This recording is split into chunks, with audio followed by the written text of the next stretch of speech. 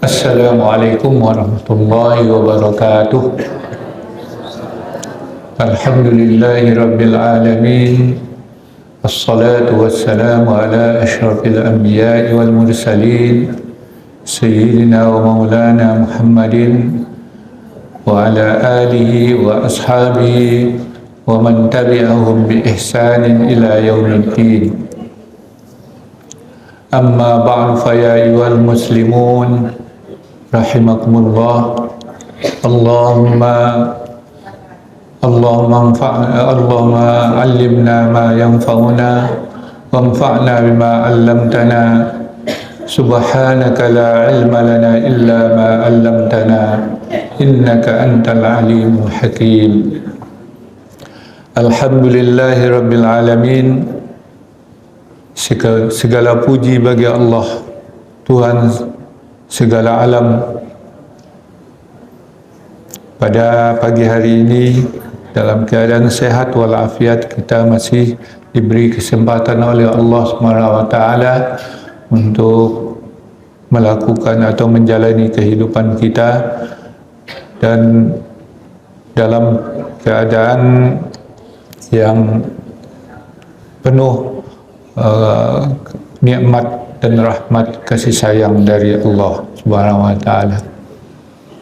Salawat dan salam untuk junjungan kita, Allahumma salli ala sayyidina Muhammad wa ala ali sayyidina Muhammad.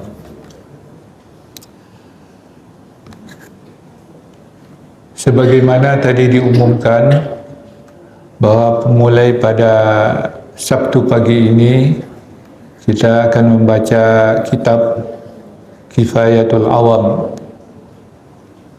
tentang ilmu tauhid.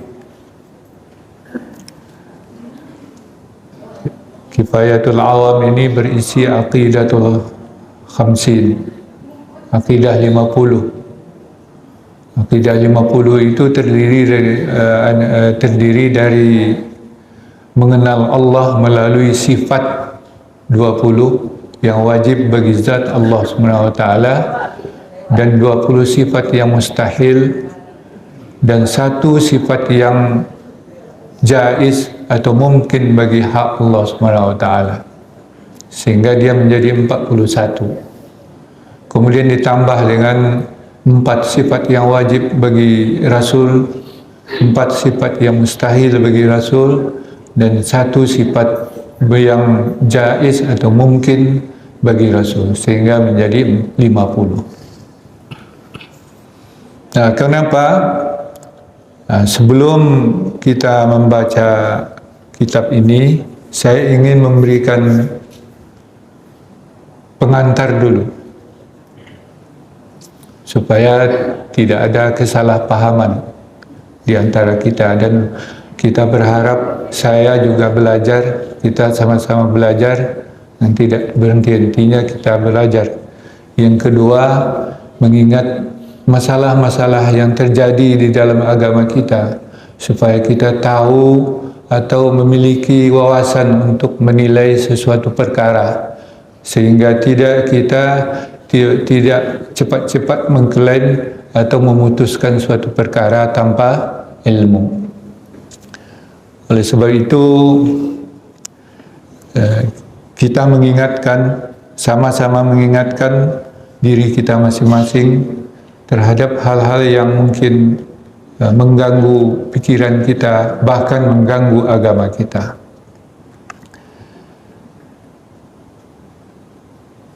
Pembicaraan membaca kitab ini mungkin minggu depan baru dimulai. Ya, sekarang sudah melihat kitabnya seperti ini. Inilah yang dipelajari di pondok-pondok dulu. Pembicaraan dalam mengantarkan membaca kitab Kifayatul Awam ini mungkin ada dua lingkup, yaitu pertama latar belakang, yang kedua tentang ilmu kalam, ilmul kalam. Yang pertama tentang latar belakang, sebagaimana kita ketahui sekarang, sekarang ini terjadi lagi pergumulan pemikiran di dalam agama kita. Pergumulan itu cukup sengit juga. Ya. Dan ini perlu kita sikapi. Pergumulan antara apa? Yaitu antara perkara-perkara yang menyangkut dengan kepercayaan akidah kita. Di kalangan umat Islam sekarang, setidaknya ada 4 yang selalu berdebat, selalu caci maki, saling caci maki, saling membid'ahkan dan mengkafirkan. Ya. Yang pertama, ini aqidatul khamsin ini. Yang kedua, tauhid 3. Ya. Itu tauhid rububiyah, uluhiyah, dan asma wa sifat. Ya. Yang ketiga, Mu'tazilah al-jadidah, Mu'tazilah baru. Ya. Yang keempat, Syiah. Ya. Nah, inilah sekarang dewasa ini yang selalu saja berdebat, ya, yang juga membawa kepada perpecahan umat, yang membawa bahkan konflik-konflik. Beruntung di negeri kita ini tidak sampai konflik, tetapi di Timur Tengah hampir seluruhnya konflik. Kita lihat di Suriah, kita lihat di Yaman, ya, di Mesir, di Libya, itu asalnya adalah konflik-konflik yang seperti itu. Jadi pendukungnya, karena pendukungnya itu masing-masing berpolitik, ya, saling ingin menguasai, ya, yang pihak ini ingin menguasai, ya, maka terjadilah konflik seperti itu. Mudah-mudahan kita terhindar dari konflik itu. Akidah khamsin ini dianut oleh jumhur kaum muslimin. Di Indonesia dianut oleh namanya organisasi Nahdlatul Ulama atau NU, seperti Al-Wasliyah, termasuk juga Muhammadiyah. Ya. Jadi jangan salah, Muhammadiyah itu menganut aqidatul khamsin, tapi tidak menyebutkan 7 sifat fi'lul af'al. Nanti kita akan di dalam kitab ini apa yang disebut sifat fi'lul af'al. 7 sifat, kerana ada 6 sifat Allah SWT yang disebut sifat az-zati atau sifat an-naf. Yang 7 sifat lagi itu sifat al-af'al. 7 lagi adalah sifat fi'lul af'al. Sehingga dia menjadi 20. Sedangkan biasa disingkat menjadi 13. Kerana sifat fi'lul af'al itu di-include atau dimasukkan sekaligus pada sifatul af'al. Sehingga jadi dia dalam buku terjih Muhammadiyah itu diterjihkan sifat 13 ini. Ya. Itu walaupun tidak disebut wujud qidam baqa'nya, tapi yang disebut definisi-definisinya aja. Seperti wujudullah, kemudian huwal awwalu la awwalalah. Ya. Itu huwal awwalu la awwalalah di dalam buku terjih itu maksudnya qidam, yaitu yang awal dan tidak berawal baginya. Itulah definisi qidam. Dan juga sifat-sifat Nabi, sifat Rasul yang 4 itu, sehingga itu menterjihkan aqidatul khamsin. Ya, cuma di kalangan kawan-kawan kita Muhammadiyah banyak yang sudah beralih dan meninggalkan terjihnya dan menganut akidah 3 itu atau tauhid 3 tadi. Itu di dunia Islam, aqidatul hamsin masih dianut oleh jumhur umat kaum muslimin. Sedangkan akidah 3 ini itu tauhid rububiyah. Ya, tauhid rububiyah ini adalah kepercayaan atau mentauhidkan Allah Subhanahu wa taala sebagai yang Allah yang memelihara, Allah yang mencipta, yang memelihara. Ya. Allah yang menciptakan alam ni semua kita, Allah yang memelihara, yang memberi rezeki, itu kepercayaan bahwa Allah satu-satunya yang mencipta, yang memelihara, yang memberi rezeki, yang memberi hidup, yang mematikan dan seterusnya. Itu disebut tauhid rububiyah. Sedangkan tauhid uluhiyah adalah tauhidullah bi'af'alil ibad. Ya, mentauhidkan Allah melalui amal-amal dan perbuatan hamba, yaitu menyembah hanya kepada Allah Subhanahu wa taala. Ya. Kemudian tauhid asma was sifat, yaitu mentauhidkan percaya kepada sifat-sifat Allah yang diinformasikan oleh Allah di dalam nas-nas Al-Quran dan hadis.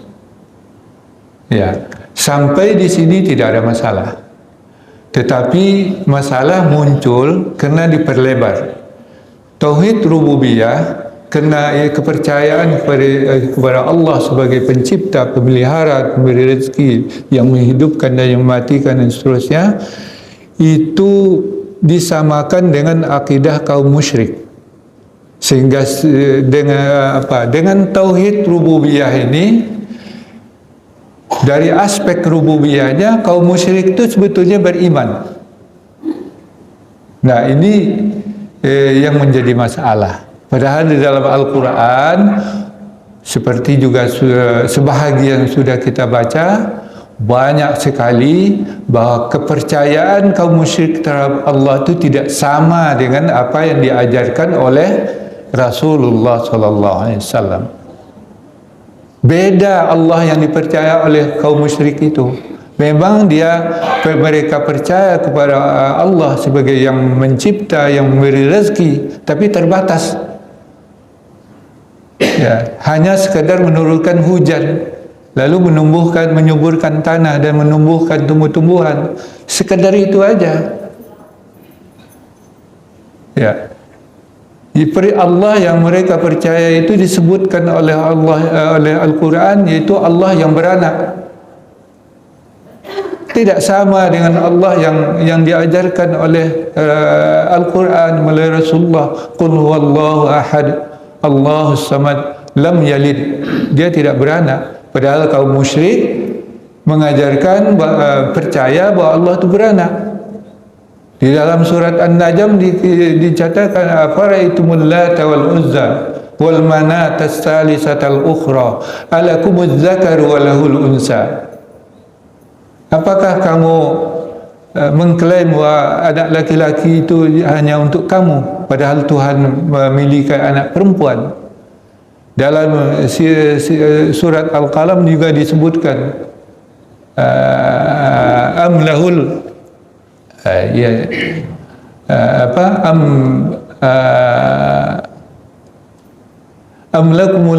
amlakumul banat walahumul banun. Apakah kamu mengklaim bahwa Allah itu memiliki anak-anak perempuan, lalu kamu anak-anak kamu yang laki-laki saja? Nah, itu jelas dalam segi ini Allah yang dipercaya oleh kaum musyrik itu beda dengan Allah yang dipercaya oleh oleh yang diajarkan oleh Rasulullah sallallahu alaihi wasallam di dalam Al-Qur'an itu.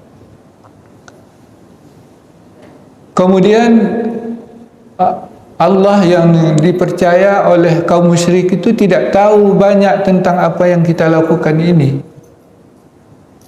Baca dalam surat Fussilat, ma kuntum tastatiruna an yashhada alaikum sam'ukum wala absarukum wala juludukum walakinnakum zanantum annallaha la ya'lamu katsiran mimma ta'malun. Ya.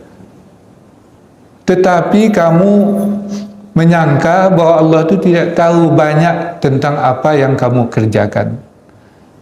Nah, seperti itu kepercayaan yang dijelaskan oleh Al-Quran terhadap Allah Subhanahu wa Ta'ala.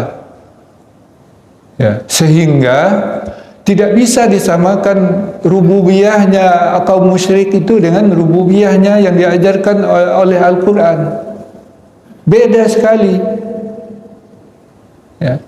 Ini disamakan itu untuk karena mereka atau yang membawa ajaran ini yaitu Muhammad, ya, Tauhid 3 ini asalnya idenya dari Syekh Ibnu Taimiyah rahimahullah, kemudian diperkuat oleh Syekh Muhammad Ibnu Abdul Wahhab rahimahullah wa farallahu lah. Ya. Di sini tidak dijelaskan batas-batas yang disebutkan ibadah. Artinya tauhid uluhiyahnya itu adalah perbuatan hamba atau mentauhidkan Allah melalui perbuatan hamba, itu tidak diberi batas-batas yang disebut menyembah itu yang mana. Nah, itu yang dijelaskan oleh Syekh Khalid Bahmid Al-Ansari itu di YouTube, bisa di kegagalan Salafi sekarang ini untuk menentukan tanda-tanda ibadah itu, definisi ibadah itu. Jadi melalau sekarang itu seperti ketiak ular. Ya, yang mana yang penyembahan, mana yang minta tolong, itu tidak jelas. Tidak ada batasnya bagi mereka. Oleh sebab itu mereka mengkafirkan dan memusyrikkan orang yang bertabarruk kepada para nabi dan aulia ataupun yang bertawassul. Ya. Karena tidak dibedakan antara menyembah dengan minta tolong, sehingga sama, minta tolong juga diartikan dengan menyembah. Ya. Dan kaum musyrik itu percaya bahwa Allah itu tidak tahu banyak tentang urusan hamba ini. Walakin zanantum anna Allah la ya'lamu katsiran mimma ta'malun. Zalikum dhannukum alladhi dhanantum bi rabbikum ardaakum fa asbahtum minal khasirin. Dalam surat Fussilat.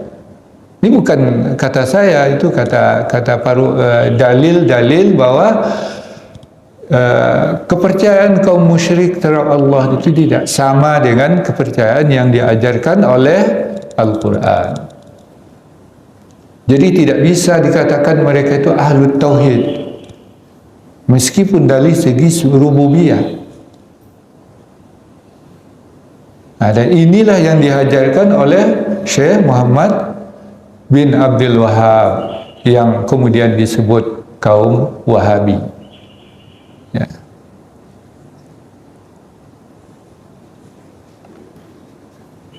Ya, itulah yang menjadi pergumulan sekarang antara dakwah kaum Wahabiyah yang juga disebut Salafiyah itu dengan menyebarkan Tauhid 3 ini.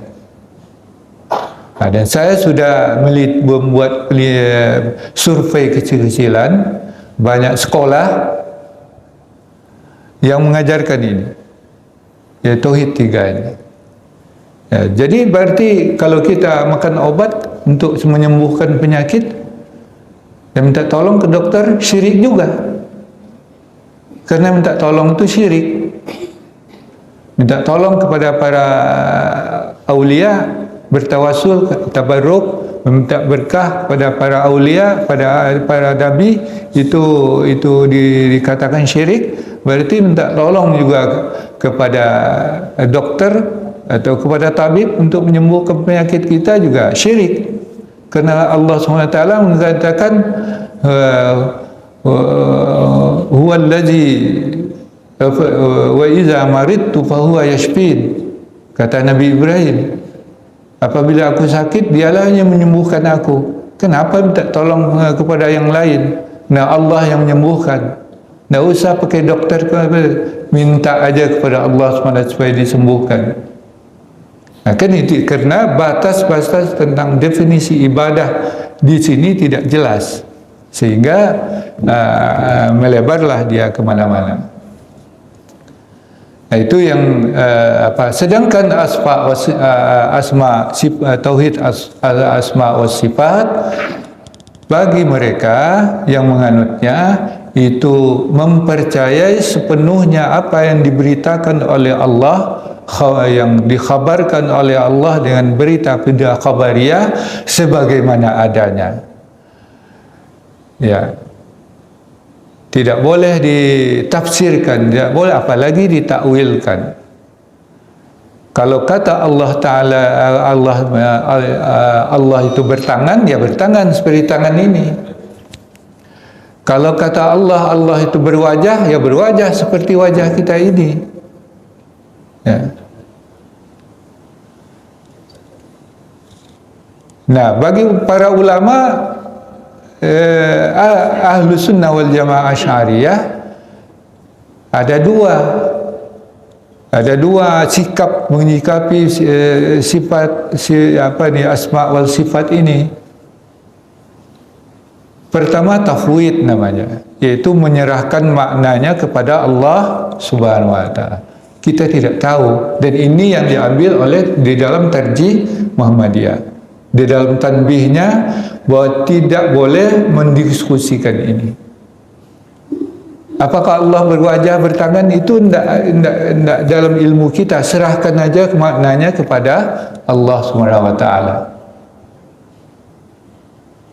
Ya.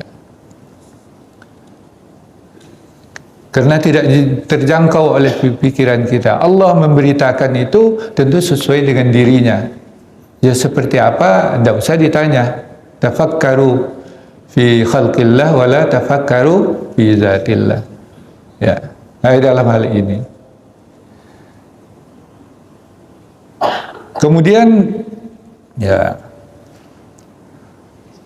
itu sekilas gambaran tentang tauhid 3 ini.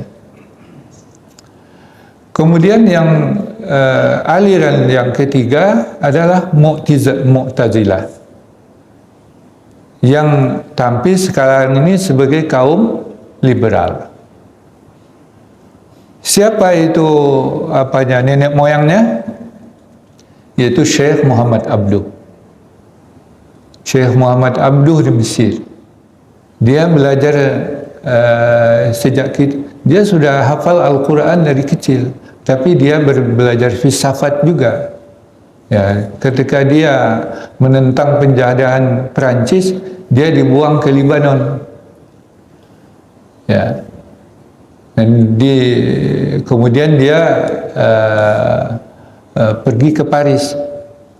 Dari situlah dia melihat Eropa, terkagum-kagum melihat Eropa, ya, begitu majunya. Dia katakan, saya melihat Islam ini di Paris ini, tapi tidak ada kaum musliminnya. Kenapa? Karena dia lihat di Eropa itu orangnya teratur, disiplin, bersih. Ya.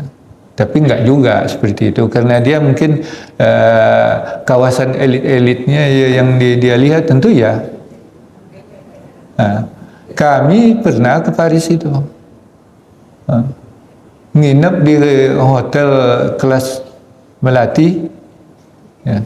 Kalau yang kelas mewah itu kan tidak ada duit. Nah, nginaplah kami di situ. Dapat di lantai berapa itu, lantai 11 kalau tidak salah. Naik liftnya gunjang ganjing gitu. Di WC umumnya di tempat-tempat apa itu sangat kotor. Sama aja dengan kita. Ya, cuma ya kalau di tempat elit ini ya bersih lah.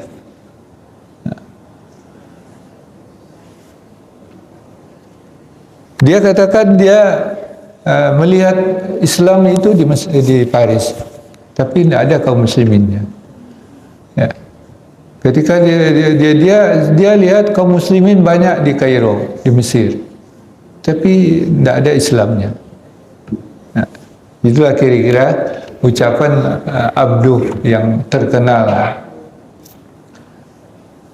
Jadi dia belajar filsafat juga. Dia mengkritik Ahlus Sunnah wal Jamaah, terutama tentang bahwa Ahlus Sunnah wal Jamaah itu cenderung kepada Jabariyah. Lebih berat Jabariyahnya daripada Qadariyah. Maka dia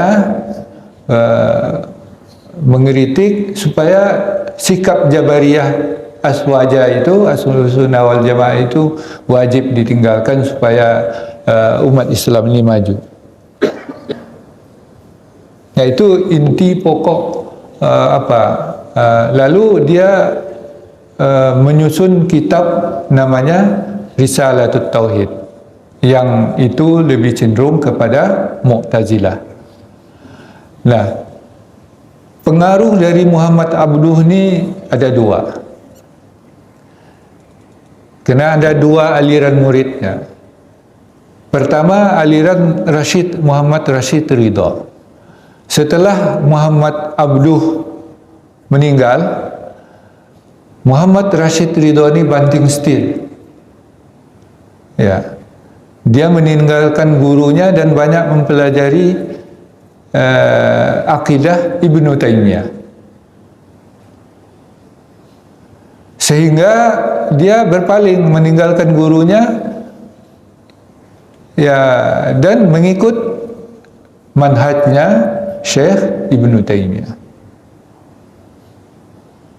Berarti dia connect dengan Wahabi di Saudi ketika itu. Dan jika dia diundang ke Saudi. Nah, dia Muhammad Abduh itu menerbitkan majalah Al-Urwatul Wusqa, dan di zaman Muhammad Rashid Ridha ditukar judulnya dengan Al-Manar, dengan menulis tafsir juga.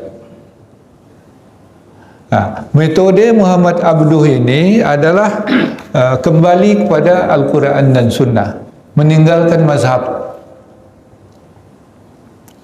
dan juga mazhab Asy'ariyah yang Maturidiyah yang dianut oleh kaum Ahlus Sunnah wal Jamaah. Tapi kembalinya kepada Al-Quran dan As-Sunnah oleh Muhammad Abduh yaitu dengan tafsir yang baru. Meninggalkan tafsir itu salaf, itu sudah kuno. Tafsir-tafsir nas Al-Quran dan hadis mesti kita tafsirkan sesuai dengan zaman sekarang, supaya juga nas itu Al-Quran Sunnah juga itu bisa menyelesaikan masalah sekarang. Karena masa dulu itu sudah jauh berbeda dengan masa sekarang. Jadi membawa penafsiran nas itu dari ulama salaf ke zaman sekarang. Maka Muhammad Abduh dicatat oleh murid-muridnya menafsirkan Al-Quran sampai surat An-Nisa. Maka Muhammad Abduh menafsirkan umpamanya. Dia mengkritik keras itu tafsir-tafsir ulama salaf itu, terutama Israiliyat. Dia anti Israiliyat. Cerita-cerita dongeng dari kaum Bani Israel itu yang masuk ke dalam tafsir itu wajib dibersihkan.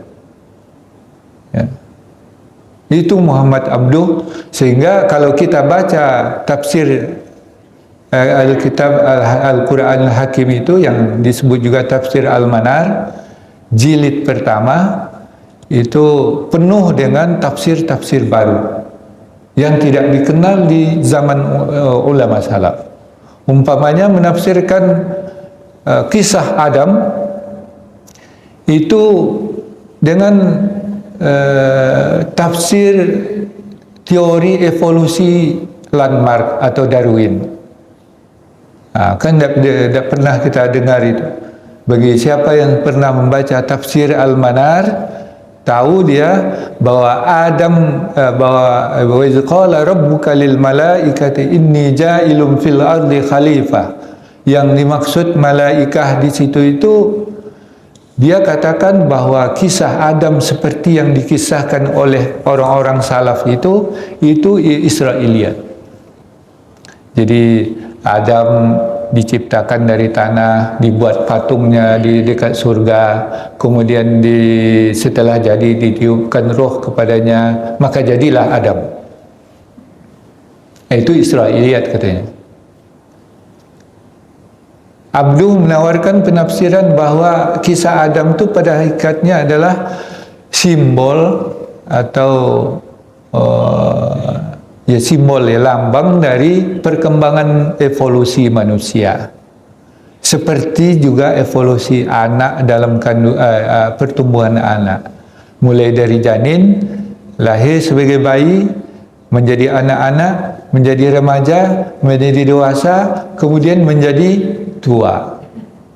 Begitu juga perkembangan manusia ini, seperti perkembangan anak-anak itu.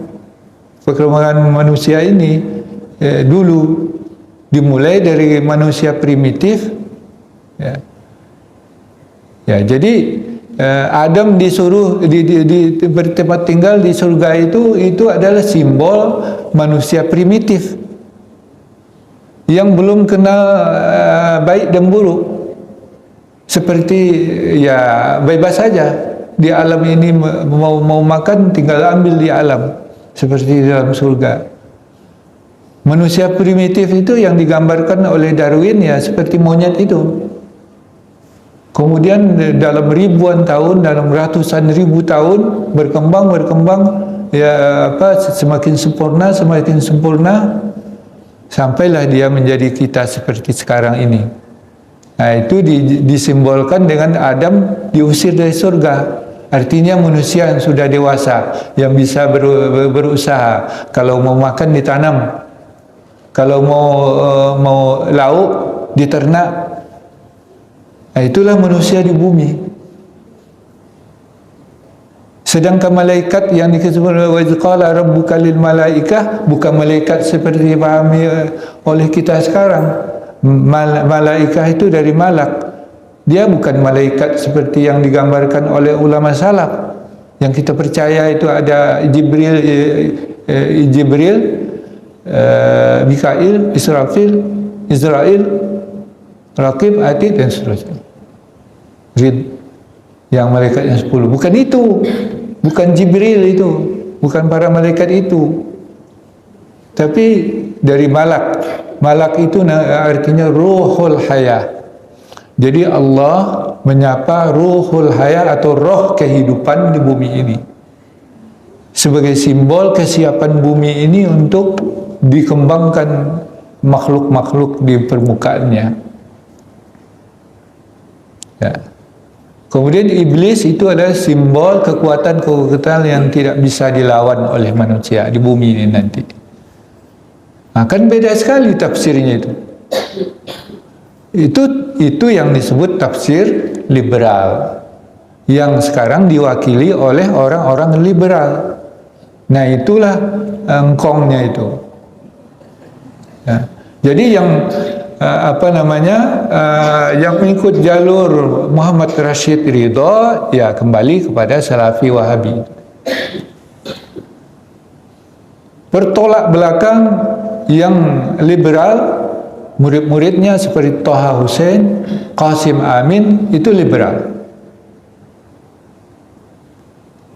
mengembangkan pemikiran-pemikiran liberal, Mu'tazilah. Ya. Ya itulah apa yang sekarang di Indonesia kaum liberal juga ada. Ingin menafsirkan Al-Quran itu sesuai dengan zaman sekarang, meninggalkan yang salaf-salafi.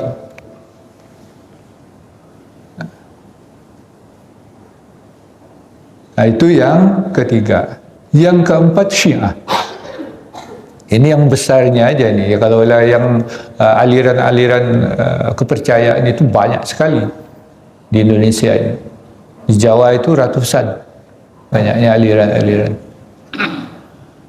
Syiah ini ya juga sudah masuk ke Indonesia, menawarkan juga, ya, yaitu yang percaya kemaksuman Ahlul Bait, Ali bin Thalib dan keturunannya, dan mengecam para sahabat, bahkan mengkafirkan Abu Bakar, Umar, Utsman dan Abu Bakar, tiga khalifah yang pertama, karena merampas hak khilafah, hak wali dari hak Ali ibnu Abi Thalib karamallahu wajhah. Ya, nah itu masuk ke Indonesia kan, dan bergumul, saling berdakwah.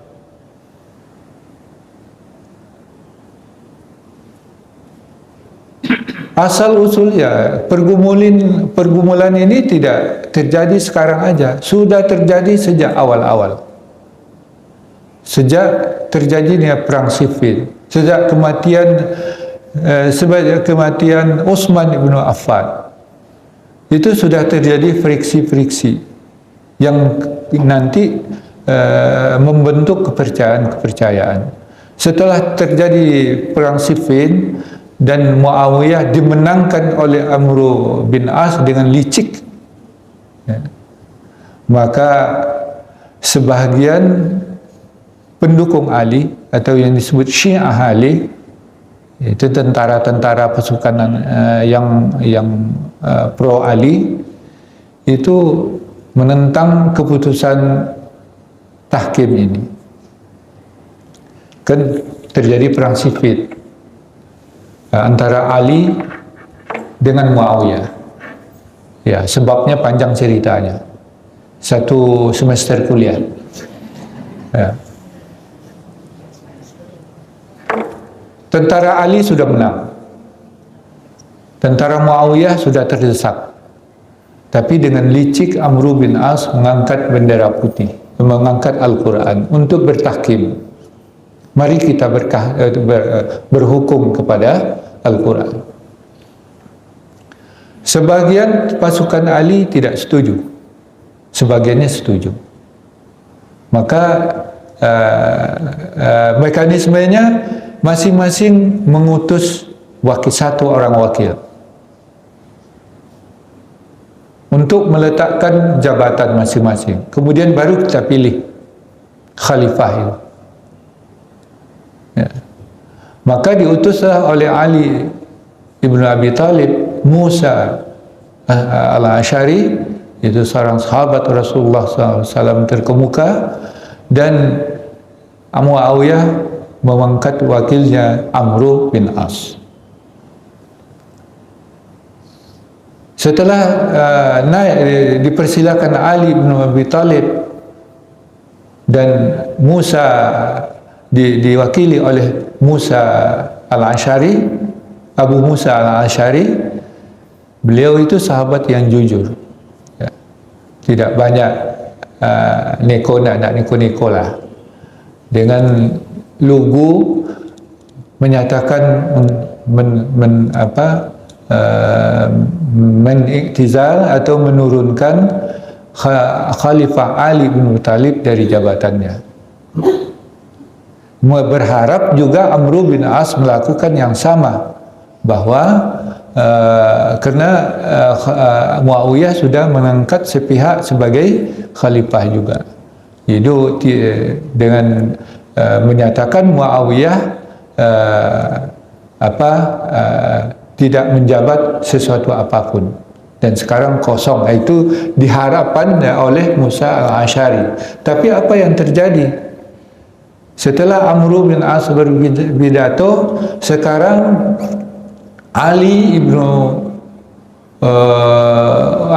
Abi Talib sudah dimakzulkan oleh Abu Musa al-Asy'ari. Maka khalifah tinggal satu. Marilah kita baiat Muawiyah bin Abi Sufyan sebagai khalifah. Berbondong-bondong pendukung Muawiyah untuk membaiat, termasuk yang pihak Ali juga akhirnya membaiat Muawiyah, sedangkan yang tidak setuju sangat menentang. Ini tidak sah, dan ini tahkim tidak adil, dan itu menentang hukum Allah. Maka mereka keluar dari barisan Ali, dari pasukan Ali, dan mereka disebut dengan kaum Khawarij. Itulah kaum Khawarij.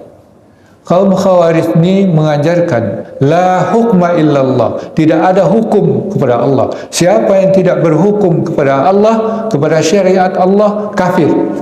Siapa yang berbuat dosa besar, kafir. Nah, itulah teologi atau akidah yang seperti inilah yang membawa kaum Khawarij mengkafirkan semuanya, kecuali mereka. Sahabat-sahabat dikafirkan, ya. Yang benar ada mereka.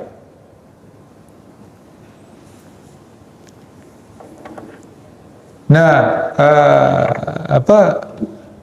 inilah yang membawa pembunuhan Ali bin Abi Talib. Karena mereka itu kafir semua dan halal darahnya.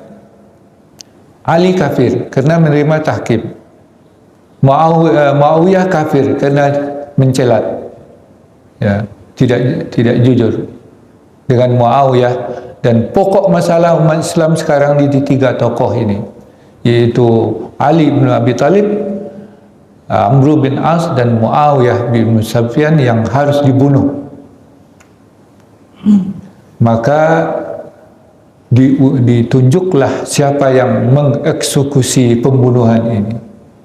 Ditunjuklah Abdul Rahman ibn Muljam untuk membunuh Sayyidina Ali ibn Abi Talib karamallahu wajhah. Dan ditunjuklah Al-Hajjaj At-Tamimi untuk membunuh Amr bin As. Dan Amr ibn Bakar Al-Tamimi untuk membunuh Muawiyah ibn Abi Sufyan. Maka kerana Ali ini tidak lagi menjadi khalifah di Kufah, itu di Masjid Kufah, dia tidak pakai lagi pengawal.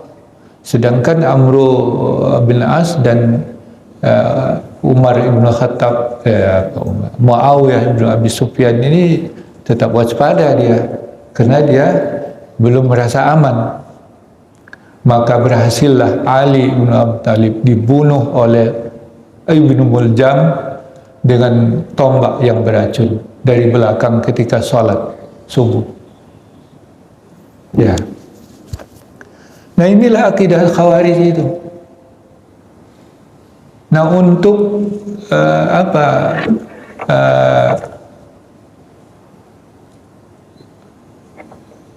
kepercayaan jumhur ulama, jumhur kaum muslimin ketika itu mengakui khalifah Muawiyah bin Utsman. Sudahlah, kita di bawah bendera satu, yaitu khalifah Muawiyah bin Abi Sufyan. Sikap jumhur tidak mengkafirkan sahabat-sahabat Nabi dan tidak mencap orang-orang yang berbuat dosa itu menjadi kafir.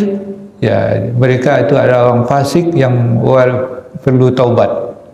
Bukan orang-orang kafir sama dengan kaum musyrik yang wajib dibunuh. Itu perbedaan akidahnya pada mulanya. Ya. Jadi tidak ada sunnah, tidak ada qiyas, tidak ada ijma bagi mereka.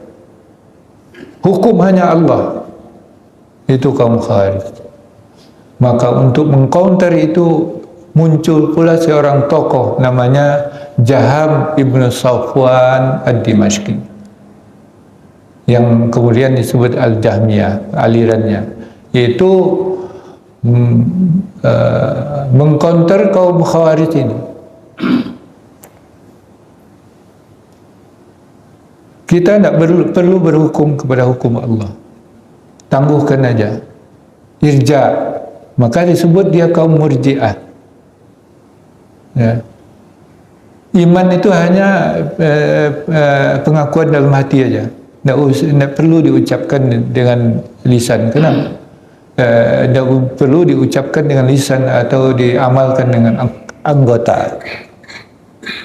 Itu ajaran. Kenapa? Karena Allah, kita ini makhluk ni di tangan Allah. Kita ini seperti wayang aja. Perbuatan kita, kegiatan sehari ini kena digoyang oleh Allah SWT. Itu ajaran. Maka ajaran ini disebut ajaran Jabariyah. Itu bergumul lagi itu antara Khawarij, Jabariyah, Jahmiyah ini, Jaham bin Safwan ini saling mendakwahkan pula, dan juga sama dengan Mu'tazilah, itu menafikan sifat dari Allah Subhanahu wa taala. Itu Murji'ah. Tapi ada lagi seorang tokoh muncul lagi, tapi itu lebih awal lagi, yaitu di masa akhir sahabat, yaitu Ma'bad al-Juhani. Ma'bad al-Juhani ini termasuk ulama, kata orang itu sahabat junior, yaitu sahabat yang masih ketemu dengan Nabi tapi masih kecil. Tapi sebagian besar mengatakan itu adalah dari masa tabi'in, karena dia meninggal pada tahun 70 Hijriah. Ya, 70 Hijriah. Dia kemungkinan besar tidak bertemu dengan Rasulullah SAW. Ma'bad al-Juhani ini mengajarkan counter daripada Jaham tadi, Jaham ibnu Safwan ini. Tidak benar itu Jaham ibnu Safwan ajarannya itu. Bahawa manusia itu diciptakan oleh Allah dengan kudrah, diberikan kudrah, diberikan kuasa kepada manusia ini. Allah ini berkuasa, manusia ini berkuasa terhadap dirinya. Perbuatan kita ini kita buat sendiri. Nah, itu yang disebut dengan aliran Qadariyah. Jadi kalau kita melakukan sesuatu, kita sendiri yang melakukan. Kita berbuat baik, kita sendiri yang melakukan. Oleh sebab itu berhaklah kita diberi pahala dan dosa. Sedangkan aliran Jaham, pahala dan dosa tunggu aja, nanti di akhirat Allah menentukan.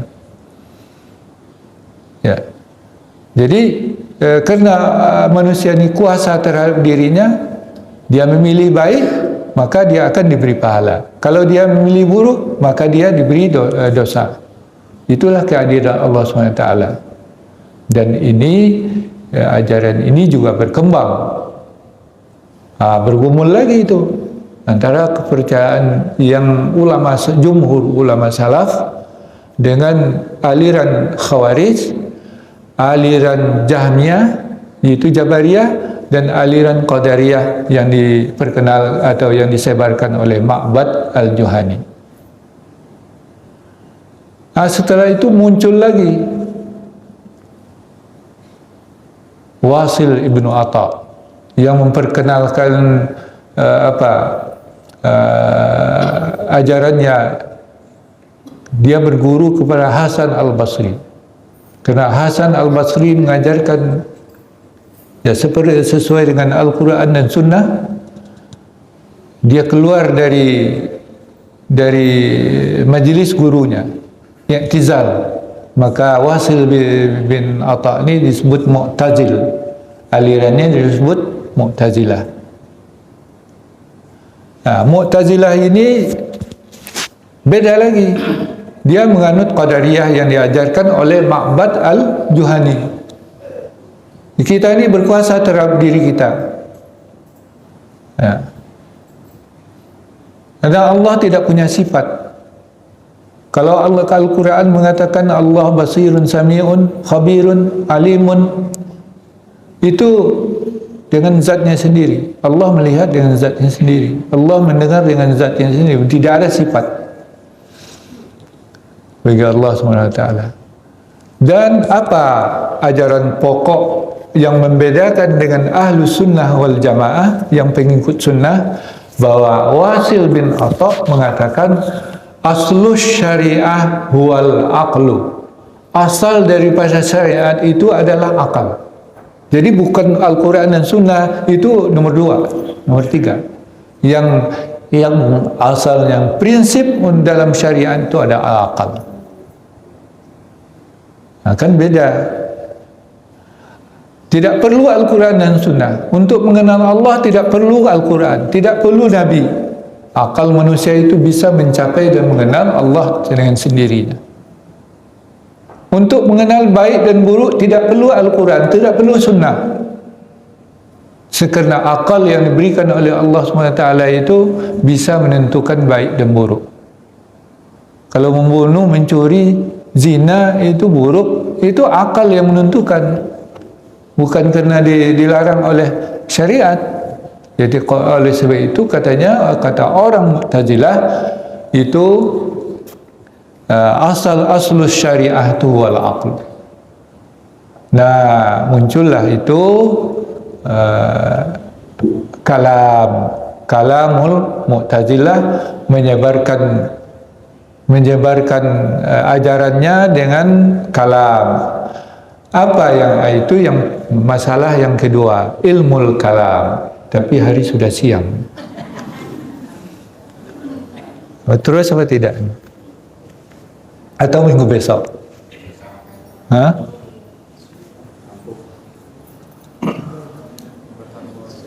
Ya? Bersambung ya? Cukup mengantar. Ya, supaya kita ya punya wawasan. Jadi insya Allah kita sebelum minggu depan kita sambung sedikit tentang ilmu kalam, baru kita membaca kitab ini. Nah, insya Allah subhanahu wa ta'ala. Ya. Jadi kalau sekarang sudah siang, diskusi, apa perlu diskusi? Hah? Besok aja. Ya, ya. Oke. Ya, oleh sebab itu kita tutup sambil berharap hidayah dari Allah Subhanahu wa taala. Subhanakallah walhamdulillah asyhadu an la ilaha illa anta astaghfiruka wa atubu ilaik.